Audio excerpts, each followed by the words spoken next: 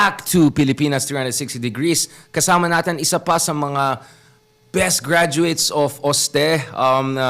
Kasama po natin ngayon si newly minted Undersecretary Claire Castro. Thank you very much, Attorney Claire Castro. My former kapamilya, of course, we were both in the ABS-CBN world in the past, and my fellow YouTuber. Yes. Last time I checked. Thank you very much for gracing our little show here. It's my pleasure, Richard. Okay, di na tayo mabait masyado ngayon kasi marami tayong pag-usapan. Obviously, you have been in the crosshairs of lahat ng itong mga trolls. Parang dami lasers na nakatutok sa'yo. Parang every night na binubuksan ng mami ko yung kanyang mga vlogs, biglang lumalabas. Si Claire Castro, ito yung isa ko. Ito yung Claire. So, una-una, bakit po kayo pumasok sa gobyerno? I mean, you were doing a very good job, di ba? Doon sa, as an independent voice, as a, kumbaga, isang malaking source ng legal education. Bakit sa tingin niyo mahalaga na pumasok na kayo sa eksena? Why enter the ring itself? Actually, Richard, bago ako nag-vlog, hindi, hanggang ngayon, di ba? On leave lang ako. Trial lawyer ako. Mas ang battle ko sa korte. So, pinasok ko to, hesitant ako at first. Kasi hindi ako mapolitika eh. Hindi ako politikong tao. Mas gusto kong pribado. Kahit may nag-uudyok na, Tony Claire, lumaban ka o tumakbo ka pagka-senador o pagka-congressman. Sabi ko, hindi, simpleng tao lang tayo. Pero nung tinawagan kasi ako, I was invited na kung pwede makausap ni PBBM. Tapos, sinabi niya sa akin kung paano ako pwede makatulong. Eh kasi sobra-sobra na talaga eh, yung mga fake news and everything. Eh siguro nakita niya, meron tayong sariling channel, nakakapag educate tayo sa may mga tao. May credibilidad, may authority po. Thank you. Yes. So with that, nag-isip ako. Hindi naman nakagad ako umuwi. Siyempre, inisip ko muna yung pamilya ko kasi nga sabi ko, pribadong tao. Correct. Maliban lang siyempre, nasa radio tayo, nag-vlog tayo. Pero aside from that, hindi talaga ako mapolitika. So, nung in-explain niya sa akin kung paano ako pwedeng tumulong, and siguro, I think, may chance naman na kahit papaano ay makatulong tayo. Hindi lang sa Pangulo, kundi mismo sa bansa natin at sa taong bayan. So, I accepted it. Pag-usapan natin yan because meron tayong itong sitwasyon kung saan yung mga kaibigan natin na DDS, biglang next thing I know, mahilig na sila sa people power. Talagang EDSA mode na sila. At sabi ng dating Pangulong Duterte, magdi-dictatorship na. Medyo, para sa akin, medyo weird yan. Kasi naalala ko, parati sinasabi niya, weak leader si BBM. Ngayon, biglang diktador na. Parang, wait lang, ano ba talaga? Sa tingin niyo ba nagiging ridiculous na ito? Nasa sobrang naging ridiculous na itong mga attacks na kahit isang neutral na pribadong mga mayan katulad niyo na kailangan na magsalita. It just happened na itong plataforma niya ngayon gives you the kind of voice na kailangan niyo to push back. Noon naman, siguro pa konti-konti lang nakakapansin sa akin. No? Hindi naman kasi, wala pa ako sa gobyerno. Pero syempre, tinitake up ko na yung issues. So, nandyan yung issue ni mga Duterte, nandyan na yung mga issue nila, Senator Raffy Tulfo. Hindi lang naman si mga Duterte ang tinatopic ko. So, doon hindi ako masyadong pinapansin until I was appointed as Palace Press Officer. So, siguro yung unang araw, na hindi ko naman in-expect na magiging ganon talaga ang dating sa taong bayan. And you know naman, Richard, I speak my mind. So kung ano yung alam ko, ano yung alam ko, at dapat lagi itong may resibo. Correct. So with that, siguro nakita nila, threat ba si Atty. Claire sa magiging goal namin against the government and against the president? So siguro yun yung nakikita ko na kasi kami, ang laban namin is against fake news. Sinasabi namin, ito hindi totoo yan, lahat yan ay lalo na yung mga palamura. Naku, huwag na kayo maniniwala sa mga ganyan. Diba kasi kung walang laman ang kanilang content, puro mura lang, ay wala yung basihan na para paniwalaan nyo. So with that siguro, iniisip nila na, naku, dapat ito si Atty. Claire, mawala. Otherwise, yung goal natin na pabagsakin. Not naman destabilization, but to pin down the president, mukhang hindi sila magiging successful. Well, may mga nagsabi na actually destabilizer na sila eh. Yun yung term na ginagamit nila back in the day laban sa kahit sino. Kami, kung mag-criticize ka lang sa akin, destabilizer ko na. Para sa akin, mas destabilizing yan. Pag-usapan natin point by point. Una-una, sinasabi nila na nagiging diktador daw ang administration, na pabalik na tayo sa dictatorship. Ano yung masabi niyo dyan? Unang-una, di ba, sinabi mo nga, sabi nila weak leader. So, paano ang magiging weak leader na kinukonsidera nila? Magiging ganoon katapang. Strongman bigla. Diba? Yeah. Na magiging diktador. So, contradicting yung kanilang statements para lang ba makapagsalita? Mema. So, ngayon, gusto nila, mind conditioning ito, itong si PBBM, itong si Pangulo. Naku, magkaka-martial law yan. Parang tayong lahat Pilipino. Ano tayo allergic sa word na martial law. So, doon nila ginagawi yung kanilang mga pambabatikos, yung kanilang mga statements, para yung tao, teka lang, oo nga, baka nga magka-martial law. So, mangyayari niyan, magkakaroon ng fear na malamang, naku, ayaw namin ng ganito. So, hindi na kami susuporta dyan. Dito na kami sa kabila. Kasi magkakaroon ng martial law. So, yun yung gusto nilang palabasin. Kahit walang ebidensya. And mind you, Richard, inamin naman to. Sinabi ko na rin before. Inamin ni dating Pangulong Duterte. Fiscal pa lang siya. Alam niya nang mag-create ng intriga. At magplanta ng ebidensya. So, hindi ba lahat halos ng sinasabi ni dating Pangulong Duterte, kahit noon pa siya'y Pangulo, hindi ba puro pang iintriga lang, tapos wala naman siyang basehan? So, wag na tayo masanay dun. Mag-level up na tayo para malaman natin sino yung fake, sino yung totoo, sino yung nang iintriga, sino yung paplanta ng ebidensya. Well, pag-usapan natin yun because not long ago, si Attorney Panelo, dating spokesman ni Digong, ang openly sinasabi niya doon sa isang interview na may mga tao dyan sa armed forces na handa na, to do something about it. Si Pangulong Duterte himself doon sa isang press conference niya sa Davao yung last month, sabi niya, na broken na daw yung nation and the military has to... Para sa akin, that's just short of calling for coup d'etat. Hindi ba destabilizing yan? Ang dating noon, of course, mind conditioning. Ulit. Para yung mga tao, teka lang, maa-alarma na naman to. Diba? Nako, ganito na ba talaga? Ang bansa natin, ang gulo-gulo naman. When in fact, yung kwento lang naman na nagpapagulo. Pero pag lumabas ka, wala namang gulo. So, istorya lang. Istoryahan lang yan. Oo, kwentong kutsero. Kwentong kutsero, pero at the same time, of course, para sa akin, hindi yan maganda para sa ating bansa kasi pangit na headlines yan. Because ako, dahil sa aking West Philippine Sea na yung atikain ko sa West Philippine Sea, parati kong kausap yung military. Close friends ko sila. Even yung paano ni Digong, kaibigan natin si Secretary Lorenzana, walang coup plot or attempt or ganyan. Talagang professionalized na po yung Armed Forces of the Philippines. Kaya para sa akin, nakakainis yung mga ganyan statements kasi pag foreign investor ka or wala kang alam masyado sa Pilipinas or hindi mo nakakausap yung mga sundalo, baka isipin mo pwede magkakagulo sa Pilipinas kasi yung South Korea nga na napaka-developed country, muntik na nag-martial law, yung Thailand na katabi natin, nagkakudeta. So para sa akin, destabilizing ganitong rhetoric, kay joke time lang yan. Sinabi na, I don't know kung si Senator Trillanes ba yan or si Justice Carpio dun sa isang podcast natin, sabi niya, hindi siya maging seditious kasi walang sumiseryoso. Kasi laging joke. Well, kasi hindi credible yung tao. Like, let's say, si Panelo, right? Like, walang seryoso doon. Para sabi ko, yes, siguro yung legal threshold, yung quantum, hindi abutan. Pero para sa akin, dahil kausap ko yung mga investors, kausap, international media, kasi, assassination sa president, sasabi ko, yun ang concern ko. Destabilizing yung rhetoric na irresponsible at intriguing na yan. Yeah. Yun yung problema, Richard. Kasi minsan, ginagrab sila. Diba? Yan yung nagiging headlines ng mga newspapers natin.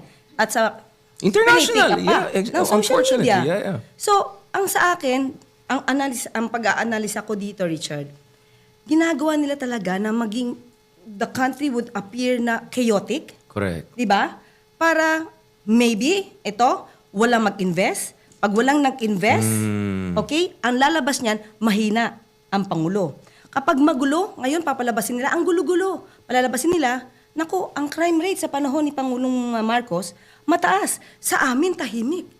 Ang mga droga na issue, lahat yan, halos na solve. Ngayon, ang dami na naman droga.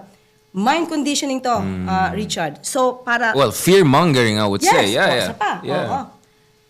Para ang dating sa tao, naku, mas magaling na Pangulo. Kailangan natin. Ang Duterte. Kaya sa susunod na eleksyon, dapat Duterte. Pero, again, ginagawa lang nila to. Para masira ang... Well, buti pa, attorney, susunod na election kasi yung vice-presidente mo ngayon whose constitutional line of succession is a Duterte. Pag-usapan natin impeachment issue later on.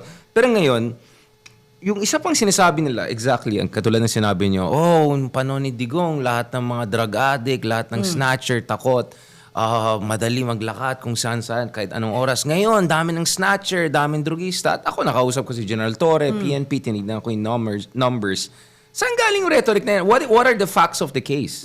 That's why, lately, ito lang, parang nagkaroon ng podcast si Mayor Baste. Tinanong sa akin kahapon sa press briefing. Sabi ko, meron na naman Wait, pala. may podcast si Baste? Nag-podcast na sila. Sige, Meron siyang channel, right? Yeah. Sige, check natin. So, yun na naman. Ang pinapalutang na naman nila, panahon ngayon, napaka-lenient daw ng Pangulo patungkol dito sa paggawa ng krimen. Correct. Diba? Pero sabi ko, okay, kung yan ang sinasabi mo, ipakita mo yung Ebidensya. statistics mo, Yeah. data mo, hindi puro laway lang. Eh, di ba, ang nangyayari sa kanila, puro, again, making intrigues, puro intriga, parang doon yata sila pinanganak eh. Parang doon na sila lumaki sa intriga. DNA nila. Oo, kasi nasa dugo na nila yung paggawa ng intriga. Right. So, siyempre, hinamon natin. According sa record, sabi mo nga, PNP, even Senate President Cheese, pinacheck niya yan eh. Kasi yan din ang sinisigaw ni Senator Robin Padilla na dati, mas okay, nakakalabas kayo ng tahimik kahit gabi. Chinek ni Senator SP Cheese, base sa records, mas mataas ang crime rate during the time of former President Duterte. So walang basihan si Mayor Baste. Well, hindi ko maintindihan. Paano mo masabi na mababa yung krimen nung panahon ni Digong when... Okay, sabihin natin for the sake of argument, bumaba yung snatcher, yung mga petty crimes, tumaas yung homicide rates. Tumaas Murder. yung mga deaths under investigation. Paano mo masabi na mas safe ang isang komunidad kung may 10,000 kang patay, pero mas kumunti lang yung snatchers mo? Para medyo... Petty crimes. Yeah, di ba? Dapat yung pinakamalaking crime ay homicide. Yung may mga namamatay under suspicious circumstances. Uy, pero alam mo ba, pero si General Torre, di ba at that time nandun siya sa Davao City, chinek niya yung records doon sa Davao, yung mga blatter, mukhang nililinis. Remember that? Right, Doktor. So, ibig sabihin, ibig sabihin, nakita ni General Torre, teka lang, hindi nyo lahat nangyayari. Yung lahat na nangyayari dyan, hindi nyo nilalagay. So, lumalabas tuloy, mukhang ang linis-linis. So airbrushed yan. Na-photoshop nila yung numbers nila sa Davao. Because pag tinignan mo yung homicide rates, Davao isa sa pinakamataas, if not pinakamataas. In fact, even traffic na nga, pinakamataas sila sa bansa.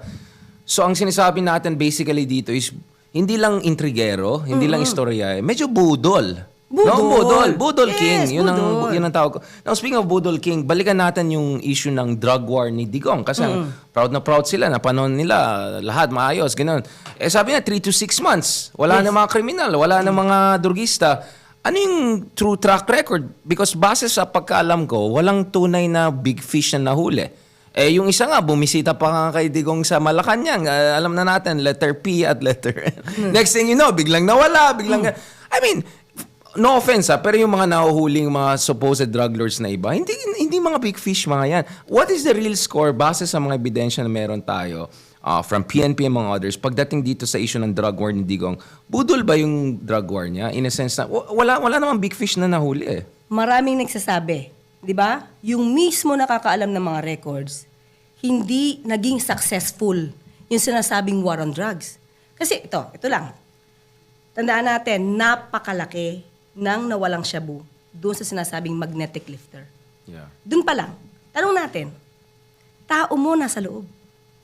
La Peña, BOC Commissioner, bakit si La Peña at that time dinideny na meron lamang shabu yun? Isabi ni dating PIDEA Chief Paul Aquino, inupuan yan eh. Inupuan niya ng sniffing dog. So meron yan. Nasaan? O ba't hindi nila yun napakita? Hindi nila yun nahanap. Ang balita lang sa news, sa ibang mga nabasa natin, kumalat yata yan sa Mindanao. Balita lang yan. Well, sa Quadcom, lumabas din yan. And si Senator Trillanes sa mga others, meron silang teorya na actually, hindi lang budol yung war on drugs. Baka fig leaf lang yan. Baka, pang-distract lang yan from a different bigger operations. Now, obviously, hindi tayo nandito to litigate that case. Yes, Ang sinasabi lang natin, baka hindi lang ito destabilization and intrigue, baka nagdi-distract din sila dahil questionable yung record nila. I mean, Tanungin natin, bakit si Bas hindi tumatakbong mayor? Bakit pumasok pa yung tatay niya? Kung magaling talaga sila sa Davao. Di ba? Yeah. Bakit biglang hindi na siya tumatakbong mayor? Yes, kung talagang magaling siya, di ba dapat, mas bata siya. Exactly. Si dating Pangulong Duterte mukhang hirap ng lumakad. So bakit kailangan niyo pa siyang pahirapan kung kayo na mismo magagaling dyan? Exactly. So, yung palang alam natin may mga kulang. Now, so ano yung pagkakaiba ng kasalukuyan na administrasyon pagdating dito sa issue ng war on drugs? Dahil tuloy naman yung war on drugs, except iba yung methodology at paraan. What's the difference? Okay, sa nababalitaan And natin. gaano ka-effective base Oo. sa alam natin? Sa nababalitaan natin, maraming nahuhuli. Yung pumapasok dito ng mga Right. droga, maraming nahuhuli. At yan naman nasa records din. Siguro ang difference nga ito, walang dugo na dumadanak. Sa paghuhuli or kahit na sinasabi natin war on drugs, walang dugo na dumadanak. Unlike before, meron pronouncement at inamin din ni dating Pangulong Duterte na ini-encourage niya pa. Ino-order niya yung pulis. Sabihin dun sa mga suspect. Suspect pa lang to ha, Yeah. nahuli. Encourage them to fight. Anong reason? Para nanlaban, no? Yeah. Pag in-encourage mo yan to fight, yung self-defense, kunwari ng mga polis, justify. Yun yung reason doon. Kaya encourage them to fight. The problem is, inaamin niya yung mga strategies niya. Labag sa batas yun. Imagine mo, pag pulis ka, nahuli mo, pusasan mo, ikulong mo, patrial. Dapat may due process. Sa panahon ni dating Pangulong Duterte, as compared today, walang due process noon. Pag ikaw ay pinagbintangan, suspect ka pa lang, wala pa talagang ebidensya, wala, kill na agad. Yun yung pagkakaiba. And sa tingin nyo, mahalaga yung mga hearings, yung mga investigations na nangyari. Obviously, separation of powers, executive, iba yan sa legislative.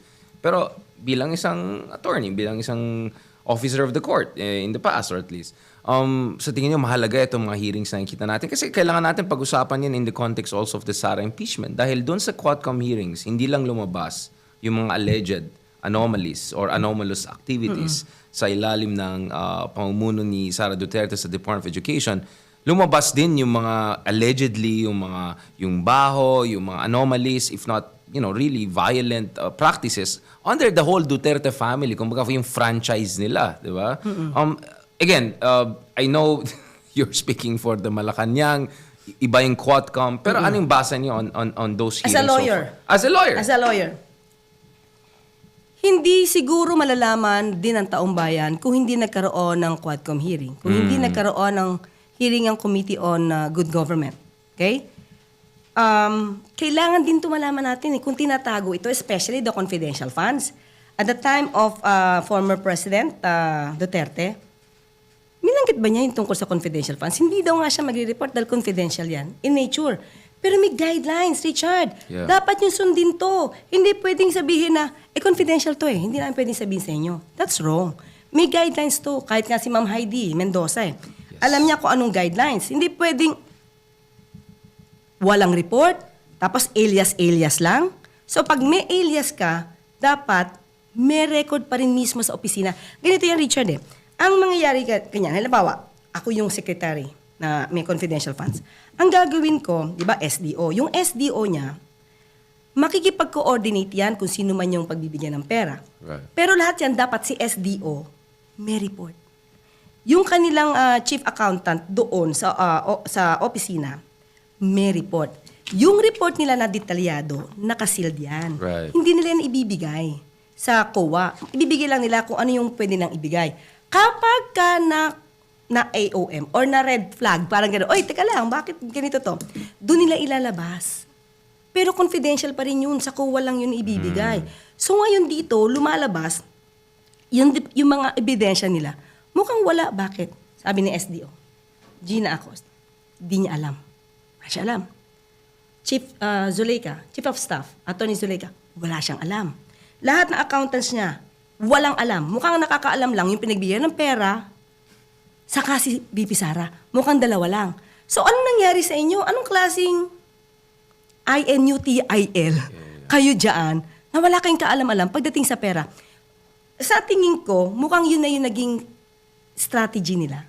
Don't tell anything. Yun basa ko. Well, mahalaga ito kasi ang konteksto din ngayon is yung isa sa mga pinakamalaking attack ng Duterte camp laban sa administration. At kasama din dyan yung mga ibang kasama natin na progresibo din, na well-meaning at well-intentioned is ina-attack nila yung GAA, yung General Appropriations Act. Ina-attack nila yung ayuda daw na issues, yung PhilHealth, among other things. Para sa akin, parang wait lang, if this is coming from the Dutertes, sila yung progenitor ng itong confidential fund. Well before si Pinoy ay nagkaroon ng very limited confidential fund. And Office of the President yan, may threat sa kanya, pwede siya ma-assassinate.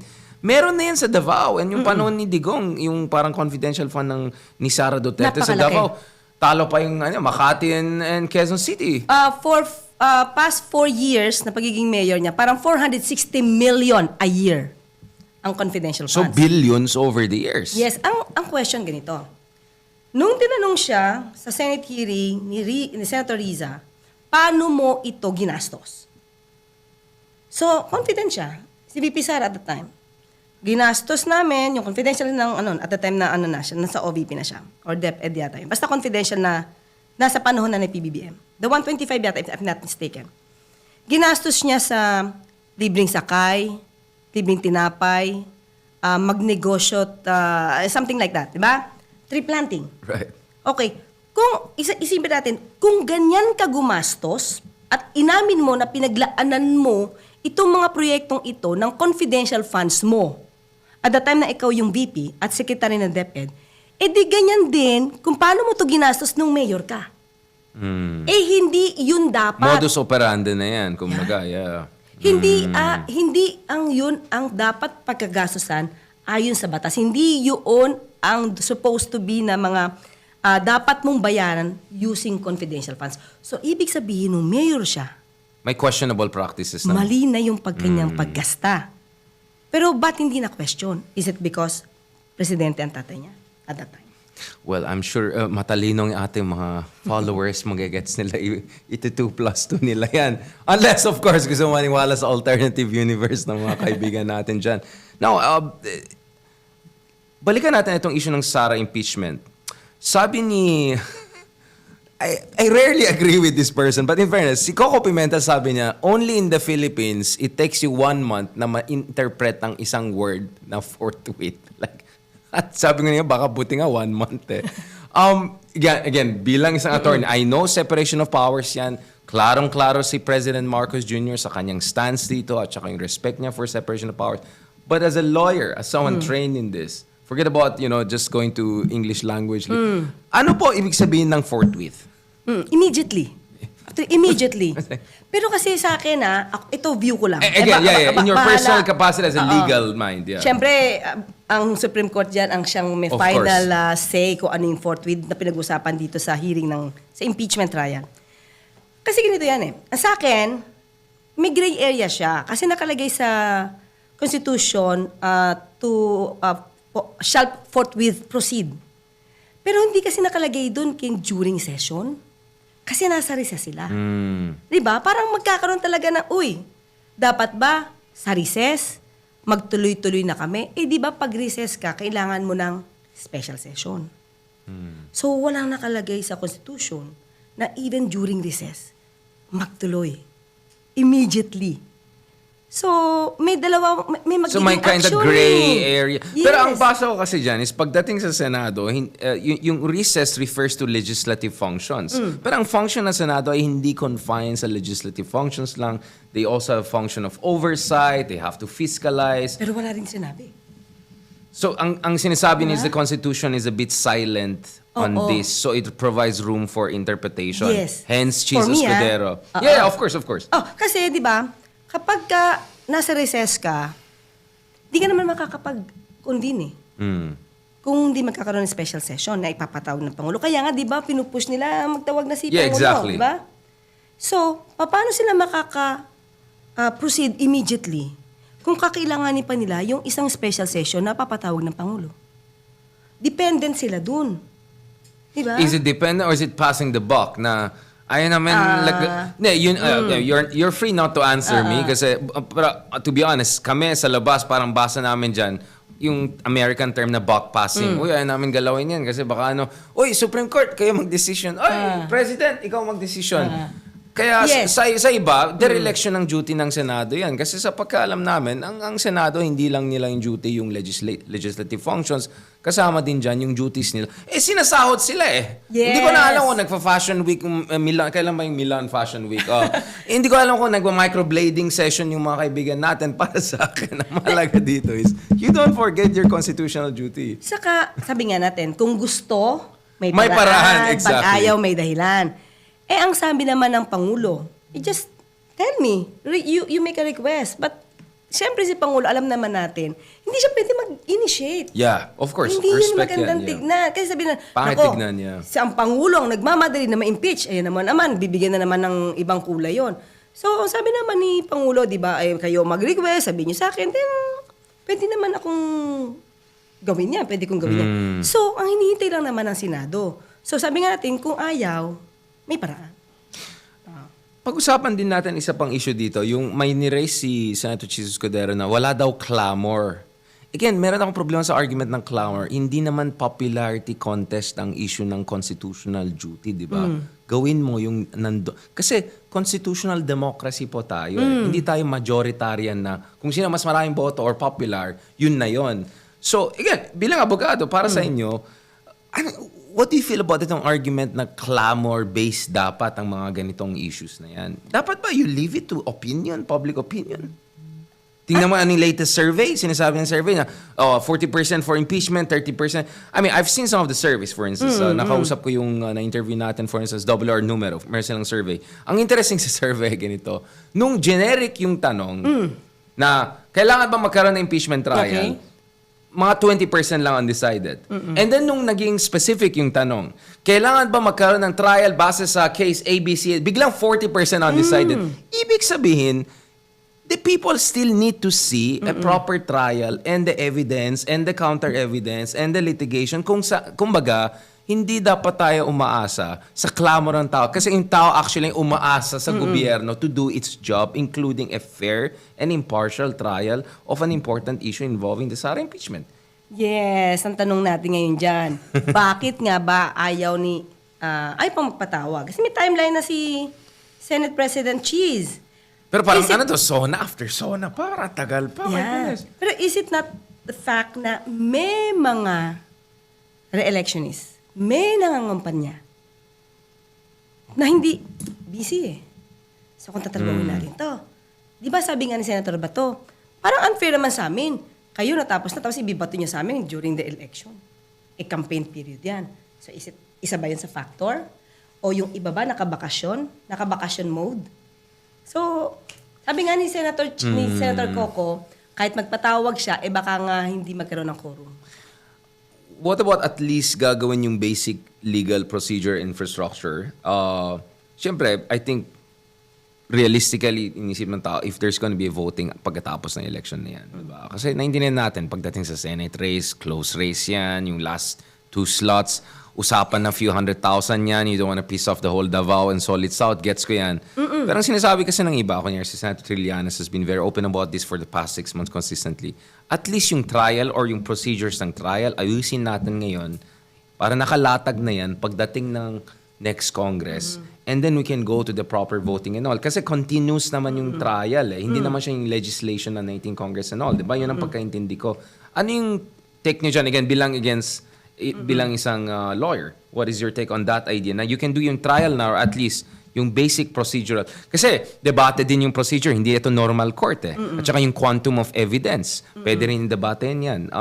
What is your take on that? Especially based on precedents. Or even the American jurisprudence. Kasi marami din silang impeachment cases eh. Including kay Trump. May decision kasi dyan, Richard, no? Sinabi na, kasi nung una, ang pinag-uusapan, continuing body ba ang Senado? Di ba issue yan? Kung Yes. pwede na lang ituloy sa susunod na, sa Kung 20th trial ngayon, Congress, yung di ba? next week, yeah. Kasi sinabi nila, pagka nag-expire na, wala na yan. Yun yung una nilang, una nilang mga atake, kung itutuloy ba after the elections. Correct. Pero may decision kasi na sinabi talaga na yung Senado, unlike the House, ang House nag-expire eh. Pagkatapos ng on the third year, wala na siya eh. Yung Senate, hindi. Continuous. Continuing body siya, di ba? Pero, ang tanong kasi dito, parang meron dito Right. naging decision na continuing body ka, pero lahat na na-take up nyo, let's say, nag-start in 19th Congress. Right. Parang back to zero kayo. You have to do it again on the next Congress or 20th Congress. So, inisip ko, kung halimbawa sila ngayon ay gagawa ng rules on impeachment, publish yan. So, they have to do it all over again on the 20th Congress. So, yan yung mga, mga pwedeng question. Impeachment, yun nga eh. Actually, ang daming dimensions na pwede mong debatean. Okay, I'll put it this way. Ang worry kasi ng tao is, a lot in politics is momentum. Lalo pag pinag-usapan ng malalaking tao, pinag-usapan ng hustisya, it's the political wins and momentum. At may mga nag-aalala dyan na baka pag sobrang tumagal ito, baka mag-move on ng tao. And biglang usapan na 2028 na, and then kung popular pa rin itong VP to be the next president, baka biglang magdadalawang isip. Alam mo na, yun yung worry ng tao. Kasi, to be honest, Attorney Castro, isa sa dahilan na tingin ko, ang dami mga kabuduts natin na nanalo sa Senado, or dadami pa yata sila, is because ako naintindihan ko yung taong bayan eh. Sabi nila, ang daming hearings. Napakagaling yung mga senador dati. Vito Salonga, ganon. Latin, Senado, ganon. Pero hindi nila nakita yung outcome eh. Nagkaroon, by the way, speaking of corruption, Farmali. Ang dami natin hearing ng paano hindi kung ano nangyari, di ba? Hearing after hearing. Ang alam ko lang hearing na nagkaroon ng culmination is yung mga hearings si Senator Rizal Ontiveros. In fairness, kay Alice Go, something happened, na-cancel yung passport niya, na-expose siya as potential MSS agent. Yung sa Pogo, something happened, and kudos to the administration on that.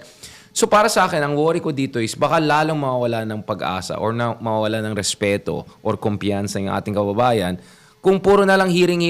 Di ba? Kasi tingnan mo, Quadcom, ang taas ng NJ, and then biglang and then pag July na, who knows anong gusto ng tao. Saka lumalamig yung issue. Yun nga eh. Pag lumamig yung issue, nakakahanap yung kabilang partido ng mga intriga. Again, intriga na natatapalan or na-overshadow itong issue tungkol sa mga grounds Nasasapawan, for impeachment. oo. Nasasapawan na Ayan, siya eh. sapawan niya. Katulad ng pinamamalita nga nila na Correct. mataas ang crime rate, lenient ang Pangulo sa crime, pamumuliti ka lang to, hindi yan totoo. Na-overshadow yung init nung paano yung mga palabas, mga revelations, mga witnesses, yung mga testimonies nila.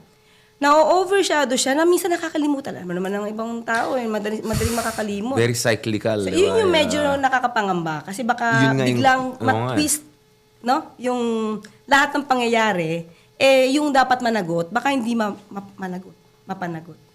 And nakita ka natin sa ibang bansa, lalo yung mga populist leaders, pag kinasuhan sila tapos wala nangyari, bumalik sila with vengeance pa, lumakas pa. Yung isa kakapanalo lang sa White House. So, yun ang sinasabi ko, di ba? Now, let's go to the final part of this. Ay, dapat gawin natin monthly siguro to, no? Attorney Claire. Kasi Sure. parang ang daming pwedeng pag-usapan. I think maganda tong chemistry natin. And then, next time kasama natin si Secretary Ronald Llamas para Yun. talagang dalawang Austin na OG ang kasama natin. Unang-una, very urgent question nito. Where in the earth is Harry Roque? I mean, sabi si Rizal Ontiveros, and like, for heaven's sake, nasaan si Harry Roque? Kasi, ang teorya ng iba, kunyari sabi ni Justice Carpio sa akin, baka hinihintayin niya lang matapos ng Congress kasi may show cause order, di ba? Totoo. So kung wala na yung Quadcom, balik Wala na na. siya. Pero sabi ni General Torre, well, kung talaga may mga kaso, pogo, whatever, arestuhin namin yan no matter what. Because I'll tell you, Attorney Caso, feeling ko deep inside, ang dream situation ni Harry Roque is balik siya triumphantly as the lead defender. Siya yung defense team leader ni Sara impeachment. Duterte. Okay. And mag-shine siya dyan. Feeling ko yun yung plan niya. So, kaya ang payo ko kay Attorney Panelo, like, make sure you can hold on to your star moment. Hindi, ikaw, ano ba alam natin? Saan ba siya? Abu Dhabi, Dubai, Casablanca? Nasa Macau na daw, ang huli. wow. Nag-Japan, nasa Macau. Medyo mapogo din yung Macau. Oo. Hindi, ang nakakataka lang dito, totoo yan, di ba? Siguro talagang dapat din malaman to ng Pangulo. Ba't medyo mabagal? Pero syempre dapat imbestigahan naman, baka naman may reasons, no? Pero ba't nga ba? Di ba? Parang nakapanumpa na sa embassy natin. Kasi bakit hindi ka makakapanumpa kung hindi walang jurisdiction yung Pilipinas, di ba? Walang effect yun. So nakapanumpa na, may arrest order, Kaya. pero hindi pa rin siya napauwi dito. Bakit? Di ba yun yung tanong? Yeah. Pero tingin ko, tama yon na hinihintay niya. Kasi sabi natin, may limit kasi. Yeah. Yung, yung pag-cite in contempt, pati yung supposed to be arrest order, pag natapos na, sabi nga natin, pag na-expire yung house na nagbigay ng Exactly. arrest order, wala na yan. Pwede na siya muna. Kaya nga, I was asking si General Tole kung magkakaroon ng other, warrants of arrest on other grounds na hindi related There's pending sa Quadcom. case. Yeah, exactly. Against Yeah, him, yeah. diba? For human trafficking. And among other ones, medyo usapan Harry. Are you gonna be the Harry Roque of this administration? I mean it in a good way. Kasi in fairness to Harry Roque, for everything I can say about him, siya ang pinakamagaling na spokesman ni Digong. By far. No offense kay Attorney Banelo and... no, I mean, ang galing niya mag-acrobatics. Parang, wait lang, di ba human rights lawyer ka? Wait lang, yung kay Jennifer Laude, di ba ano ka? I mean, magaling siya. I mean, in terms of yung dexterity, quick thinker, magaling siya. I'll give that. He's a good spin doctor. Siguro hindi I'm not ako... saying you're gonna be, but I'm saying like, no, I'll tell this honestly because tingin namin, mabait masyado si BBM. I mean, everyone who has met BBM, siya pa yung Yes. pupunta sa'yo, mag-shake hands. Ganyan. Kaya kami mga Ilocano joke namin. Romualdez yan. Kasi mga Ilocano matapang kami. ganun ba? Di ba? Oo. So, tingin namin si BBM, hindi, Romualdez masyadong galante, mabait, gano'n. Kasi tingin namin, kailangan na medyo bardagulan. Ganun ba? Ikaw ba maging Harry Roque ng... Ano ba yung isa ng press officer?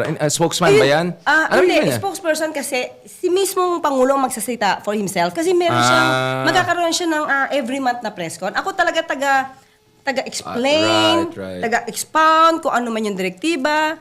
Kahit naman yung kung ano nangyari sa mga agencies, kung merong issue dyan, Yeah. ay magsasalita pa rin So tayo more dyan. FYI, mga Yes. ganon, basics. Pero hindi ako magiging Attorney Harry Roque because hindi ko kaya sabihin, joke lang sinabi ni Pangulo. Hindi ko kaya yon. But I'm just saying, Harry Roque is a verb. Parang na-Harry Roque mo to. Ganun So, ba? pag isang araw sabihin na Attorney Castro ito, that's a Ayan good na. thing. Ibig sabihin, verb ka na, di ba?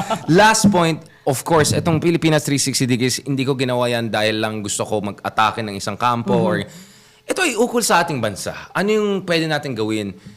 Para sa akin, pinaka-frustration ngayon is itong pagkakaren ng mga Dutertes. Parang gusto nila sila na lang parating bida, ganun. It's distracting us, right? And papunta na tayo sa legacy years ni Pangulong Marcos, in the last, it's gonna be the last 2-3 years of his term.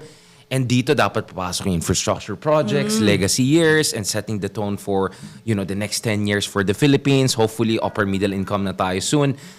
Ikaw, Attorney Cas, you're still new to this administration, but nevertheless, ano yung sense of investment mo na sana itong gulo na politika mawala para mag-focus tayo sa mga real issues, yung gut issues, economic issues, infrastructure issues? Yes, ito nga nung isang araw, nakipag-meeting kami kay Secretary Laurel.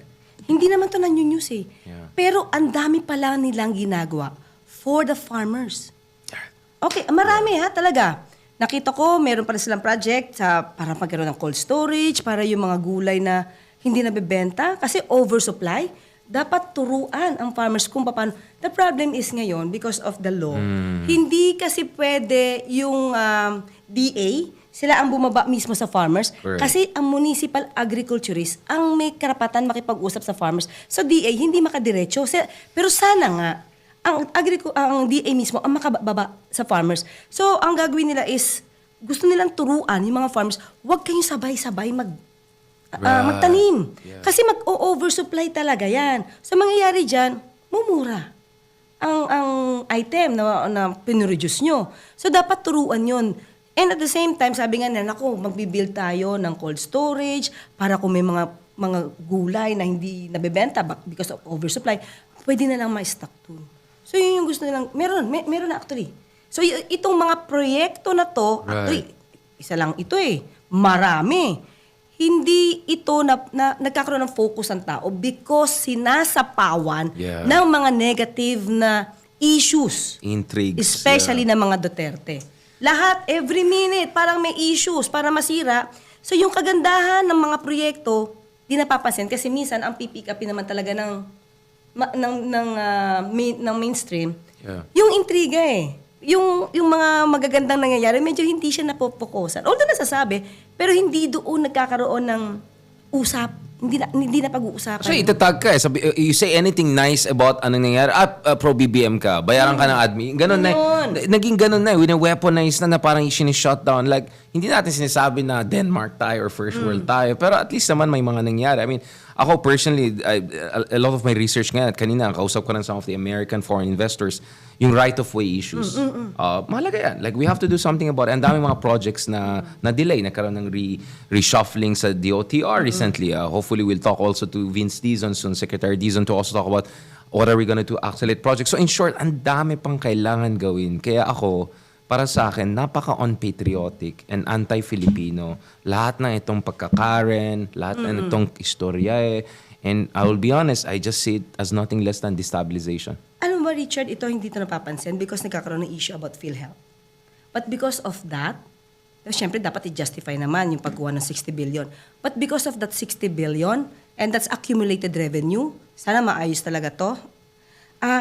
Out of that, nabayaran yung health emergency allowance, especially yung mga frontliners natin na hindi nabayaran nung panahon ng pandemic. Hindi sila nabayaran, di ba kaya heya Yeah, sila. naala ko yan. Yeah. Pero ngayon, because of that, nabayaran sila. Wala na sumisigaw halos ng heya-heya. Di ba nabayaran yung mga frontliners na nagkaroon ng neglect, hindi napansin, yung kanilang pagtatrabaho at paghihirap sa panahon ni Pangulong Duterte. Pero ngayon, nabayaran na po sila. On that note, hindi ko, parang PhilHealth, ano rin pala kayo. No, I'm just kidding. On that note, sa next episode, siguro kausapin din natin ang PhilHealth because that's a very complicated, multi-layered issue. Yes, napaka-technical. Technical issue. And at the same time, sa tingin ko, all sides have to be heard. Kasi yung mga kaibigan natin na genuine opposition, very clear yung stance sila, nasa Supreme Court na ito as we speak, may oral arguments na among others. But at the same time, ang nakakainis sa akin is, any legitimate question raised by the legitimate, genuine opposition, weaponize ng mga kaibigan natin for their own political agenda and personal interest. Kaya parati ko sinasabi, let's criticize the government all you want, but make sure hindi ka magpapasakay or magpapagamit sa mga iba. Alam na ng mga kaibigan natin sino mga to. Anyway, before I make more enemies, thank you so much, Attorney Claire Castro, Yusek Castro, for this hopefully inaugural joint episode. Let's call it RNC or something. Let's come up with the term. Kasi kami ni Ronald Llamas, R&R kami. Like Ronald and Richard. So gagawa din tayo ng version yan. Thank you so much. Mabuhay po kayo. Keep safe, keep strong, and energy drink kasi dadami yung bashers mo, and bashers are always good because it's good for engagement. So we welcome more bashers, more critics, and more engagement dito sa Pilipinas 360 and with our latest guest, Claire Castro. You say Castro. Thank you so much, ma'am. It's my honor. It's my honor. God bless po.